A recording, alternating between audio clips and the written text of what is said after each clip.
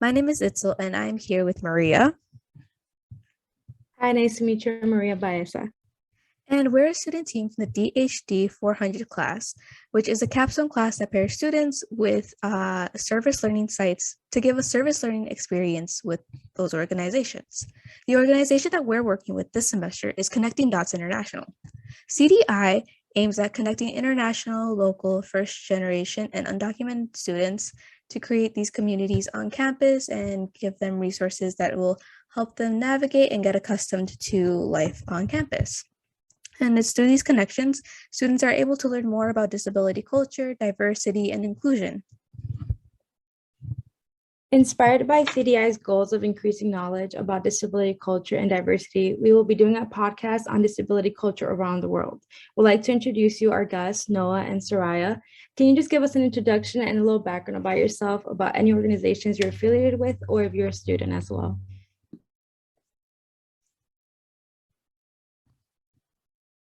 Guess I will go first. Hello, my name is Noah Ohashi. My pronoun is he, him, and I am from Japan, and I moved to Chicago 2018. And I'm currently a master's program at College of Education, and I'm going to graduate this semester.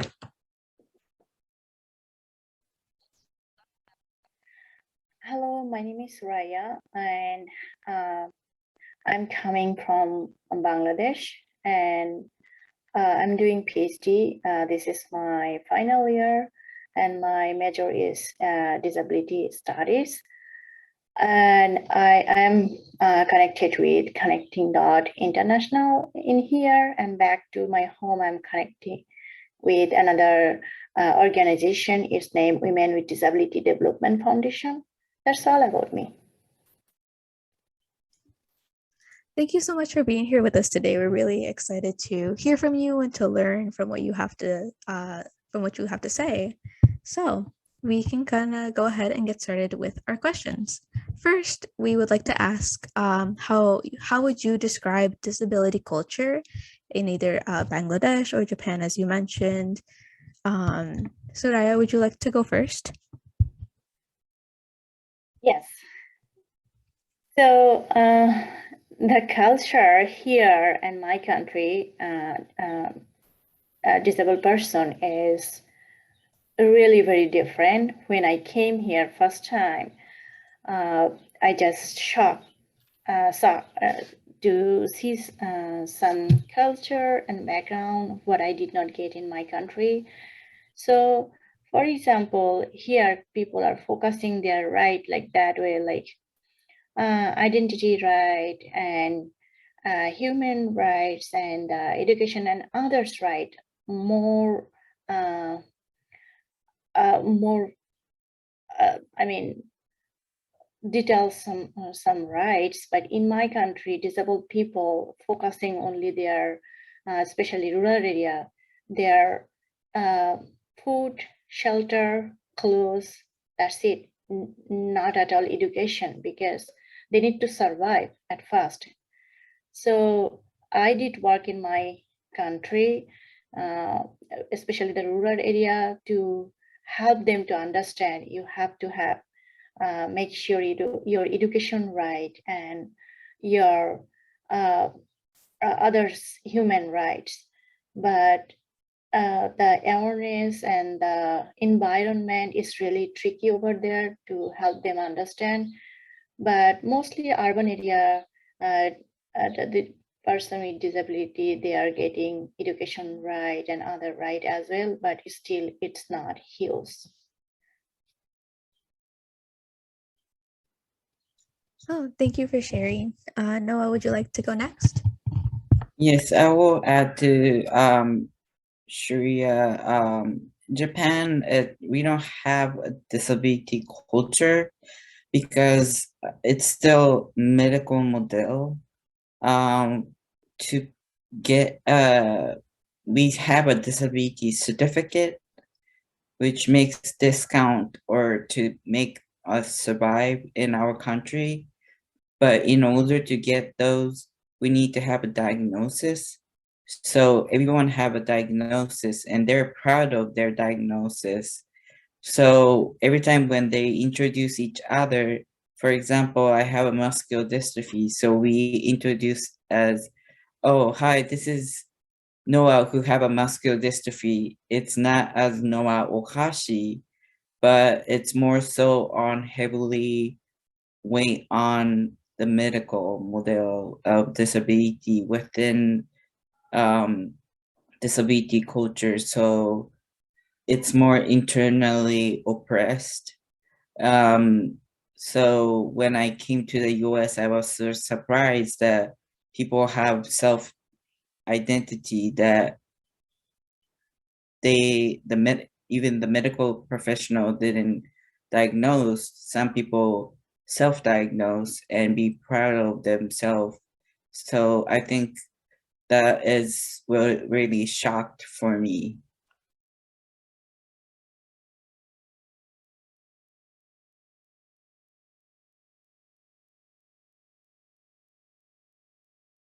Yes, thank you so much for sharing that. So just kind of going off of based off what you both said, how would you describe what disability culture is in like the United States of how you experienced it, and how would it compare to disability culture within like your community? And Noah, you can go first. Yes, our culture is really interesting because um, we don't have disability culture per se, but we come together as a disability community, and oftentimes we eat together, we spend the time a lot. It's not cut and dry, it's like a family because a lot of time they get disowned from their family because of the medical stigma ties, and they're interdependent, helping each other. So with the volunteers. So I will say that I was shocked that in the US it's really proud and celebrating and so open, but at the same time it's, for me it was cut and dry.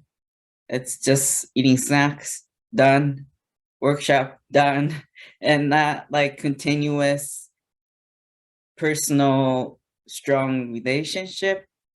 So that was really shock for me, is like the comparison to Japan is we have like strong family type of relationship versus in America it's more like coming together, encouraging each other and empowering individually. So that's more like collective versus like individually culture that I felt like the differences.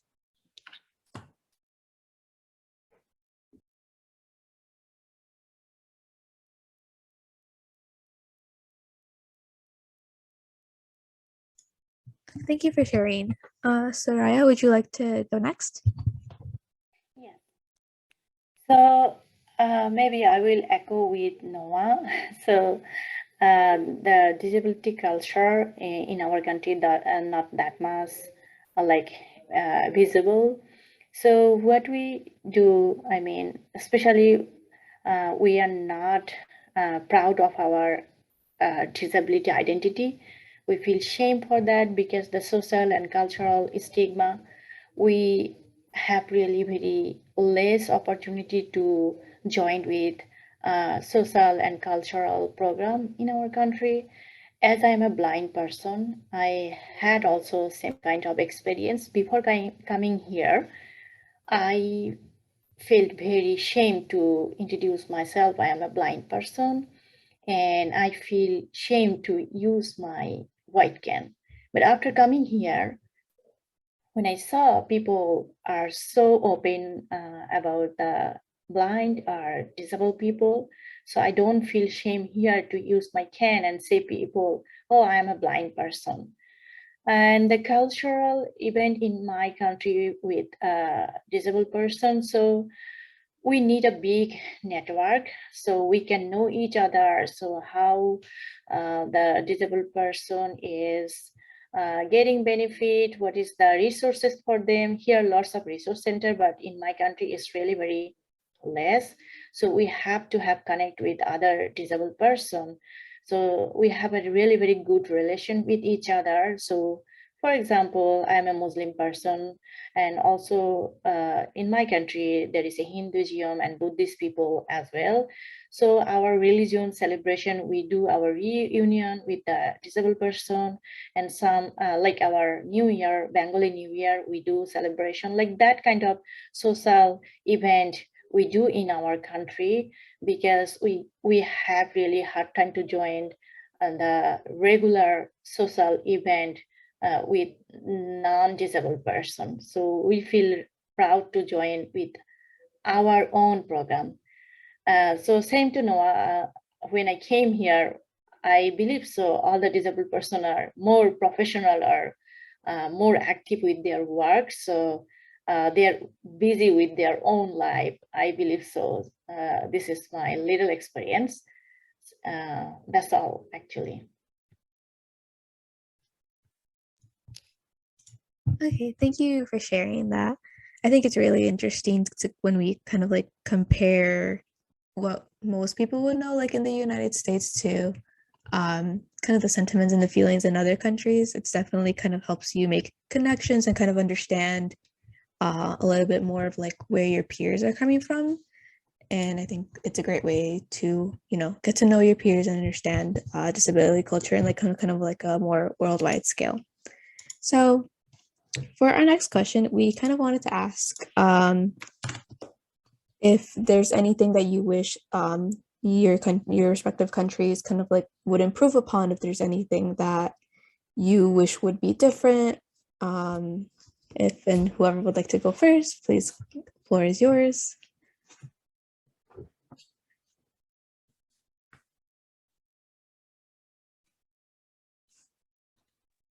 I think if it's in my country, is this in the US or in Japan?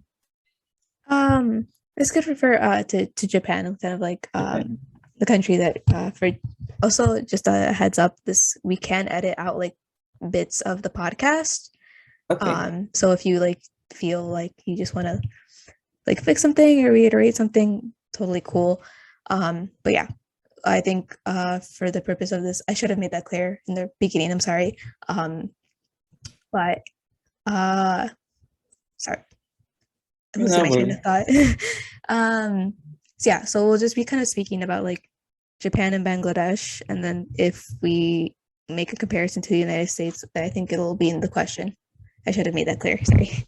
No worries. Okay. So if it's in Japan, I would want to see my disability culture center to be more inclusive and more empowering people with disability.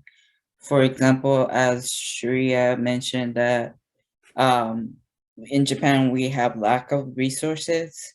So having a resource fair and having events that kind of makes people come together, but also not only coming together, but empowering individually, not only collectively, to gain their independence and have their own voices, and could focus a little bit more so on their rights, because we don't have so many rights either. So hoping that the disability culture kind of make people to have a sense of the sense of rights that they should have, that they're missing from non-disabled peers.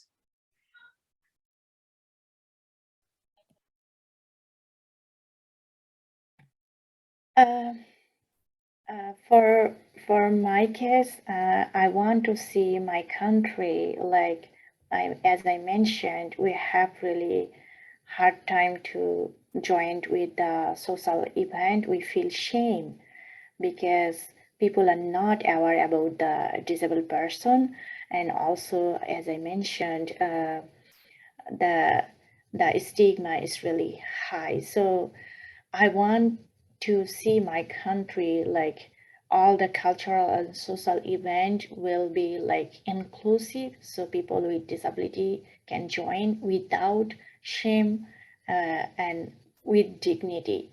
So they will be feel proud for their disability. And also, as Noah mentioned, the empowerment. So it's really very important. And also the rights. They don't know much more about their rights. So I want let them to know about the importance of rights, and they have to have as a human being all the rights. I mean, they are eligible for getting all the human rights. So it's really very important. And another thing is here, disabled people are more conscious about their life and their education, their job. I want my country's people with disability like same. They will be more focused with their education rights and like job and the dignity.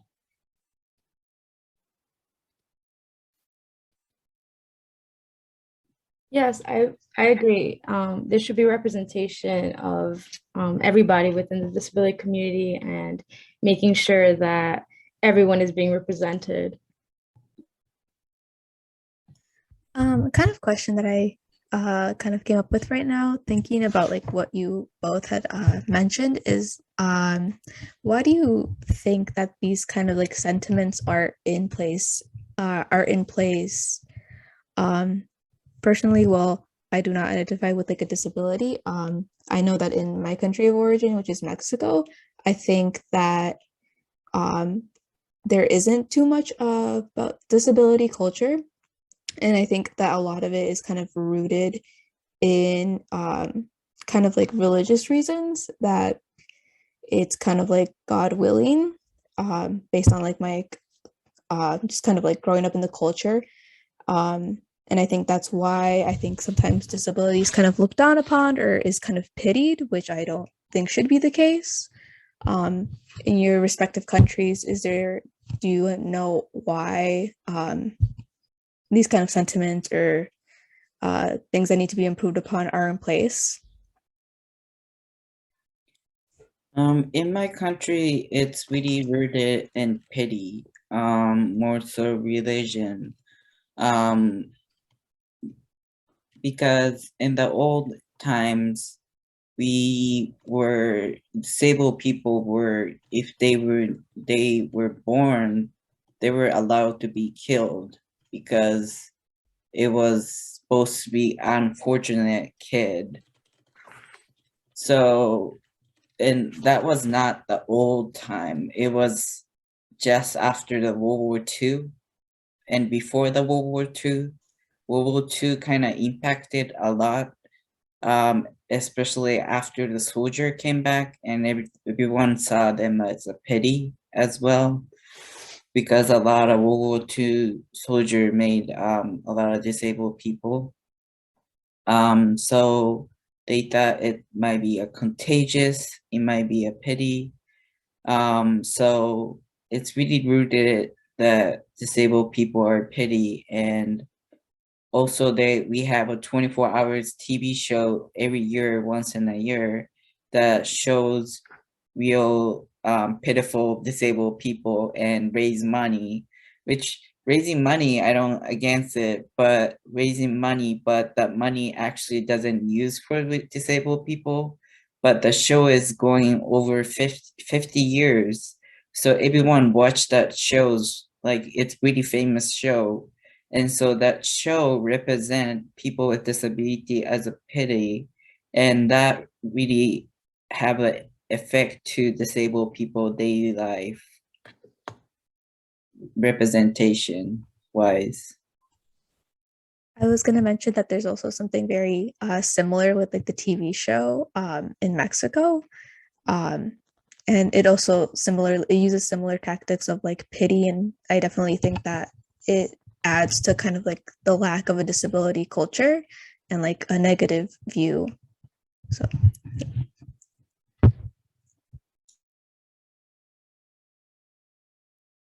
Suraiya, would you like to share next? Plus Alt mute. Currently unmuted. Alt plus A button. Can you hear me? I can hear you. Yes. Okay, I'm sorry, I'm having network issue. Okay. Yes, so my country perspective, so as Noah said, Japan is following medical model, but if I see the real picture in my country, still people try to introduce with disabled people like charity. So disabled people means they are beggar, they are poor, and they need charity. So they always focus charity. It can be from religion, it can be from people own perspective. So nowadays, lots of disabled people are educated, so they are getting job, they have their own dignity, but still, if someone for example, if I go to rural area, if I use cane and people see me, they will thought, oh, I'm the beggar, I'm begging money. So this is if I tell them I'm doing PhD in USA, they will not believe it, because the culture, the charity, they always think disabled people means like that, especially the rural area. But urban area nowadays is changing a little bit. But it make me more sad, and I'm feeling really very bad for that, because once upon a time, maybe it was like that because they don't have any education access. So people with disability did the begging thing because they don't have any option. What they're gonna do? They become bigger. So nowadays it's changed. So it makes me sad. So I want to see the people focus will be person with disability, not always like a beggar. They are educated like them, and they have their own dignity and own power. So still they can do like them, like the non-disabled person.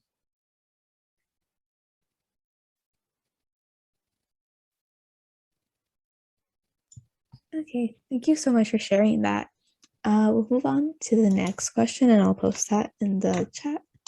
From Itzel Flores to everyone: is there anything especially unique about disability culture or inclusion in Bangladesh or Japan that you can share with us? What about it makes it special or stand out?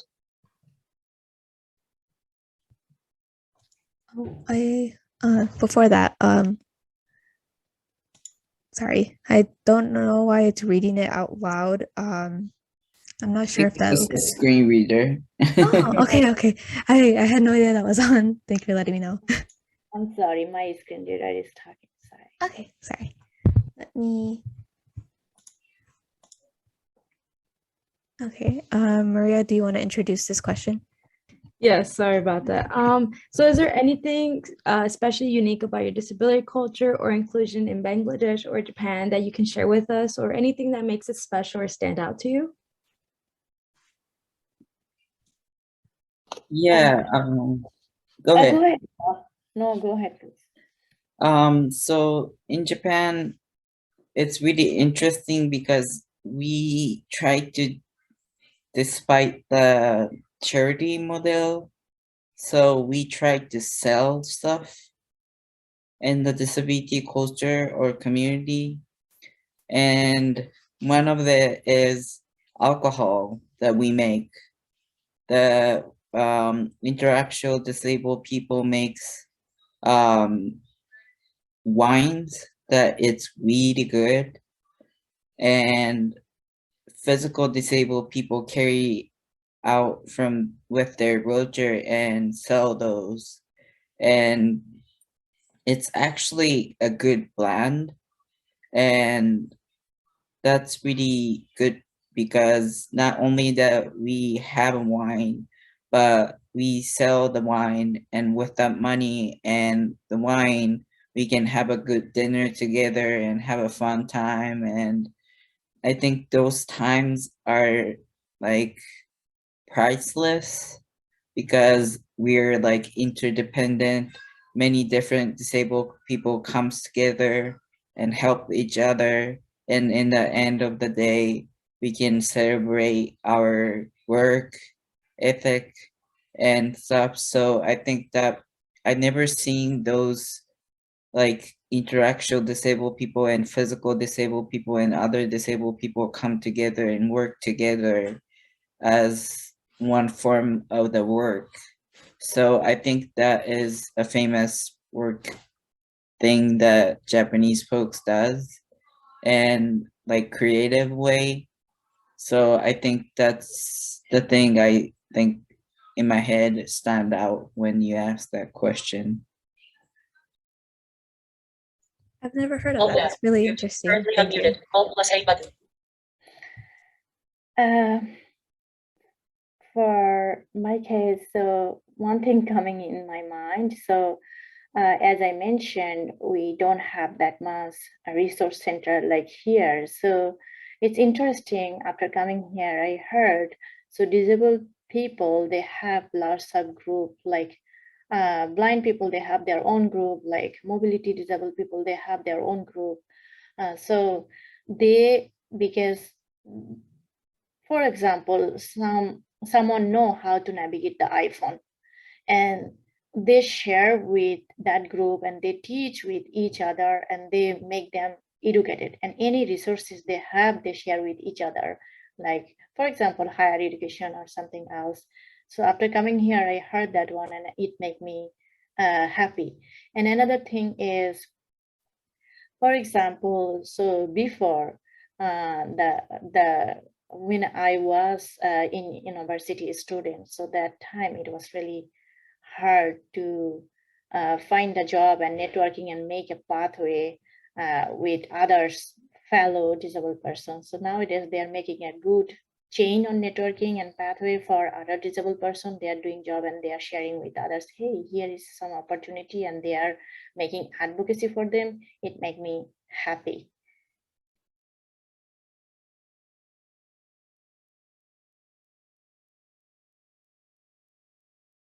From its Flores to everyone that you have ties to. Okay, thank you so much for sharing about that.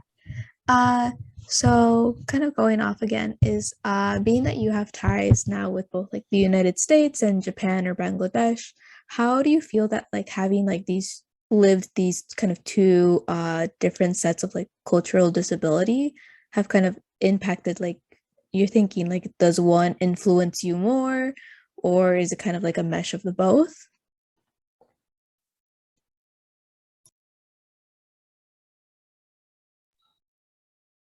Yeah, I think it influenced me a lot in so many ways. And so after I graduated, I really wanted to start. My goal is to start a nonprofit organization that connects both Japan and the United States and all around the world. The different culture could come together and share their culture and be proud of themselves. Not one is good or one is bad. So that one thing is my lifelong goals. And another goals that I want to do after immediate graduation is to be a policymaker. So there's a job opening at National Center for Independent Living in the US that they are trying to find an advocacy and policymaker director. So I'm trying to apply for that job. And if I didn't have that experience between living in Japan and the US, I never thought to apply for that job. So I think that both living in both country and involved in both countries, disability community and disability culture center made me think about the policy wise too, because everything also foundation is in the policy too, because if we don't have benefit or money, nothing can start, So I think that job wise came up because of my influence of being in the United States and coming from Japan.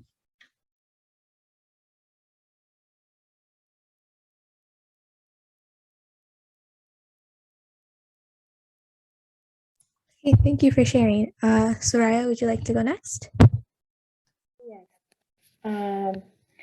So I am a first blind PhD student in US. So after coming here, I thought, why not other disabled person or blind person come abroad for their higher study? So last summer, I had an opportunity to work with Mobility International USA. I developed a project for higher study and international exchange program in Bangladesh and US. So I got a huge response. So my future goal is I want to make a tie with US and Bangladesh. So higher study for uh, disabled people in Bangladesh to here, because there is lots of opportunity and scope, and disabled people are passionate to do. They have their own skill and knowledge, but they don't know how to start and where to start. So as I done my study almost, so I want to do mentorship with them, and I want to focus not only my country, I want to focus all around the third world country, especially the developing country. So the research is showing the people with disability higher study is really very less, especially my focus area will be women with disability.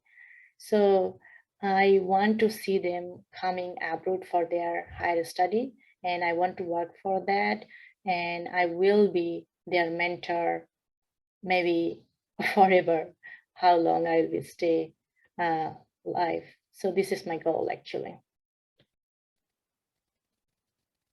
It's really nice to hear how both of your experiences from Bangladesh and Japan and being in the United States, how you kind of help that guide your career decisions or what you would like to do in the future.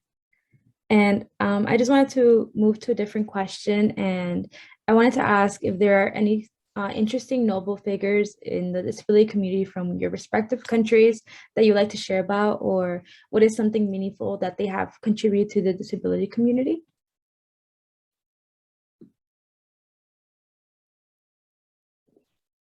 This is weird to say, but I think it's me. Love that. You have to give yourself credit for like all the work you've done. I agree. We started a TV show in the National Education TV program. It's called Barrier Free Variety Show. And I was the founder of the TV show, and at the same time was the host of the TV show. And we bring each week different topics and bring different disabled people and share their life, not as a charity show, but actual what is life is being like a disabled people and think about solution with the society. And I think that was a noble, like, not a figure, but noble award for me was really meaningful work that I could done in Japan, and hopefully that TV show is still keep going after I left. So hopefully the next noble figure person's gonna show up and keep doing that job.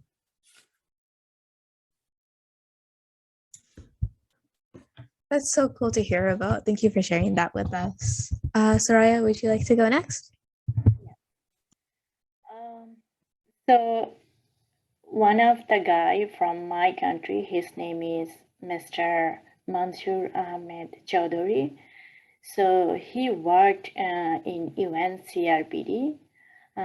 So we are proud of him, and he did a contribution for disabled people, like at the beginning, the history to till now he's working, and I always respect him. And I can mention another lady name from my organization. Her name is uh, Mishti. She is really very, famous in my country to contribute the advocacy rights for women with disability in Bangladesh. And she contribute her life and everything she is working, she's dedicatedly working for women with disability. She got lots of award from UK, Europe, and USA. And we are proud of her. She visited many countries, and still she is contributing her work for women with disability. For her, I'm here as a PhD student because the advocacy and motivation I got, it's make me to think about her because she achieved lots of things, why not me? So I'm proud of her and proud of that guy. Thank you so much for sharing. I think it's really interesting to have like these different people that we can kind of learn about and hear from. And I think that the way that they represent like their respective countries is a really good way to kind of learn about these other places that we might not have like prior knowledge to, and it gives like good exposure. So it's really interesting to hear about more people. And our next question is going to be more kind of based on like UIC's campus. So we'd like to ask about like what are some ways we can promote disability friendly spaces at UIC, and maybe how do you feel that UIC has done at promoting like spaces that we already have?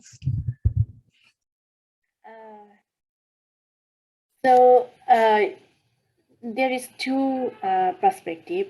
If I say for the international people, I believe so. Still, they are working a lot, especially Disability Culture Center, Disability Resource Center, and also right now Connecting.International is a student organization. They are also working, but still some place we need to fix it. So, for example, international disabled people, they have really hard time to understand everything, the culture, the disabled person rights, accommodation, those stuff. So still we need to work here. If any disabled person come here, we need to understand according to her or his situation, because the background of international, we have to make everything more friendly for international disabled people.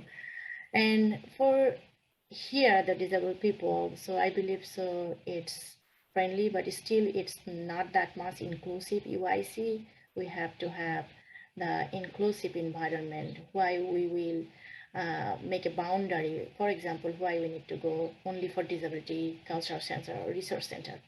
Why not we'll go to regular cultural event and program as a disabled person, and we have to have access all those stuff in UIC.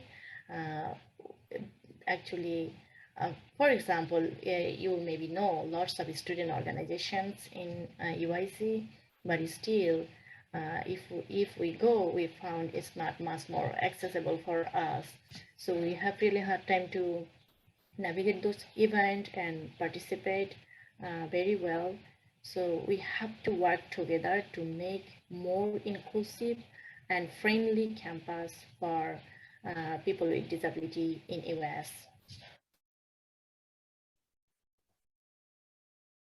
Yeah, I will echo with Suraiya, what she said. A lot of times student organization are strong and good to have a connection with them, but disabled people are hard to find those connection because it's not accessible.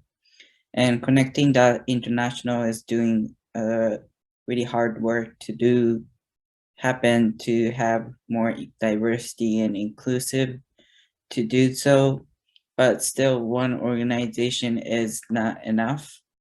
Every organization, like, it needs to have more enforcement or influence to individual student organization to realize that, oh, this is, we might not be aware that we're excluding disabled people, but if we change a tiny little bit of things, that we can accommodate people with disabilities and everyone can join our organization, and that can change a lot of lives of people with disabilities in UIC. And another things are structure wise, it's really complicated at UIC. For example, BSB or lecture centers, there's a lot of stairs, and I am also low vision, so the BSB is really tricky because everything looks same, and there's scary stairs next to the wall, and but a lot of lecture is at there, and also lecture center has a lot of stairs, so you ended up being at the end of the back of the seat, and you cannot see at all. So I think the structure wise and at the same time accommodation wise needs to be changed to be more inclusive and disability friendly space at UIC. I'd like to comment also on kind of like the structure where I take a lot of like laboratory courses, and something that I've kind of noticed throughout the years is that a lot of the lab benches are like really tall, or that they don't have enough space under them. So let's say for like a wheelchair user. So I think that the structure is definitely kind of like an issue that is all across like different classrooms and like laboratory types. So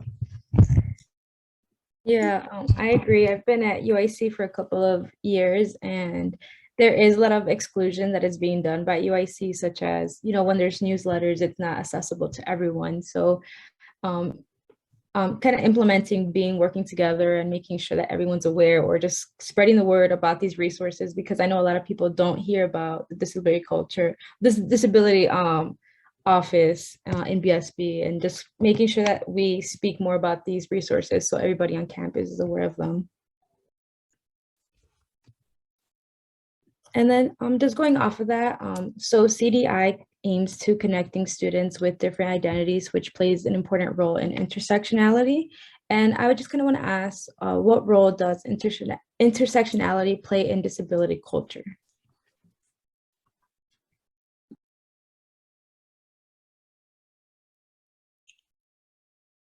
I think connecting that international of intersectionality plays a huge role because our goal was to connect and is to connect a human as a whole, not like only disabled people or only this kind of disabled people. It's about connecting each human as a whole. And I think that's make more diversity and wide perspective and more inclusiveness. For example, I'm queer and I'm disabled and I'm from a foreign country, but I could be proud of who I am as a whole, and nobody judged me. And that acceptance makes a huge role when you come out and you try to connect people, and then I can connect with queer people, I can connect with disabled people, I can connect with people from Asia. So I think that intersectionality makes more wide network, and I think that makes a huge role in the CDI and the also disability culture too.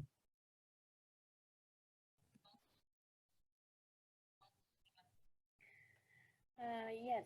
So intersectionality, disability, and the CDI connection is really huge. So as Noah said to us, we all are human and we all have different identity, different background, different culture.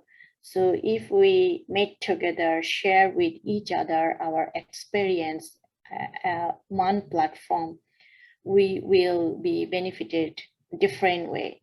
So it helps us to think, although we have different culture, background, ethnicity, we all are human being, we all are disabled person, we all are student.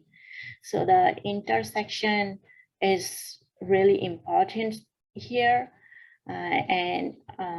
So the connecting that international is playing really huge role to make us connect and think, help us to think about our intersectionality and the identity what we have, but we are connecting with each other, and we are respecting each other culture and value and ethnicity.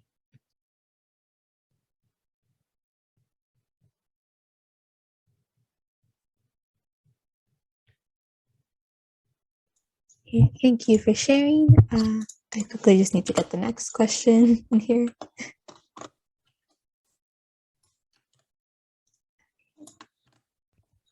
All right. So thank you for sharing. And next, I just wanted to ask you, as we're kind of wrapping up, is if there's any like lasting comments that you would like to share like with the listeners about like disability culture, or is there any way that like since the listeners are going to be like students, is there any ways that students can kind of get more involved on campus, such as, you know, adding to those disability friendly spaces, or the offices that are available on campus for that? Yes, so I will request the student community in UIC, please, we need to work together, disabled, non-disabled person, to make a big change for a human issue. We all are human, we have same rights. Please come together and work together so we can change our world together.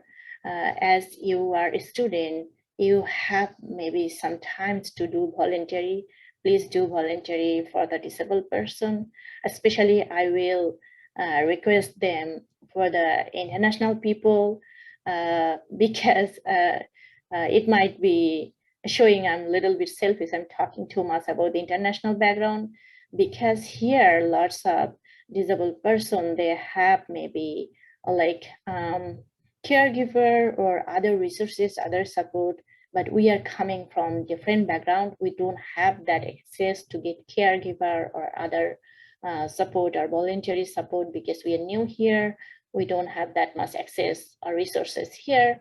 So if you do voluntary with us, we will be benefited, and I believe so you will be happy or satisfied mentally, work with us, and we will work together to change a big social issue. We all are human, we are same platform.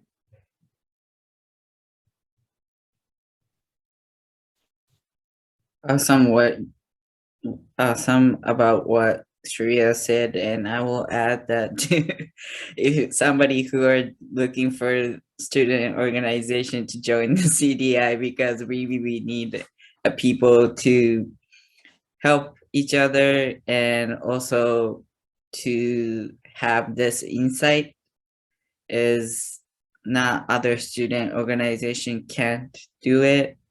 So I just hope that many people realize the value of CDI and could join or step by and could find the resources that we are looking for and work together, because we know what we need, but each country is different as well. So this is my story and this is Suraiya's story, as well as everyone's story is different. And as much as you get involved, you know what kind of different needs are. And then you get more further and deeper and get involved and connected and get help each other, because disabled people can also contribute. We are not only looking for the needs, you know. So if we could get help each other, that would be a great thing. So I will strongly recommend to join the CDI.